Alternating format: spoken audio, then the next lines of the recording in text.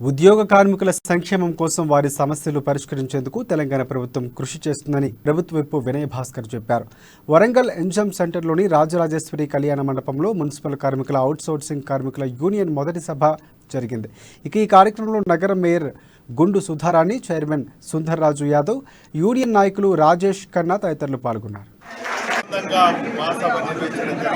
మరి ఇందులో గౌరవ మేయర్ గారితో పాటు మా టీఆర్ఎస్ కేవీ రాష్ట్ర అధ్యక్షుడు రాంబాబు గారు, మా స్థానిక కార్పొరేటర్ విజయలక్ష్మి సురేందర్ గారు, మా ఈ కార్మిక అధ్యక్షులు నాయన్ రవి గారి అధ్యక్షతన 11 డిమాండ్లు పొందుపరచడం జరిగింది.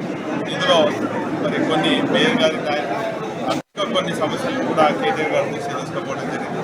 ఏదేమైనప్పటికీ కూడా మరి తెలంగాణ రాష్ట్రం ఏర్పడిన తర్వాత గౌరవ ముఖ్యమంత్రి కేసీఆర్ గారి నాయకత్వంలో ఒకవైపు సంక్షేమం, మరోవైపు అభివృద్ధి కార్యక్రమం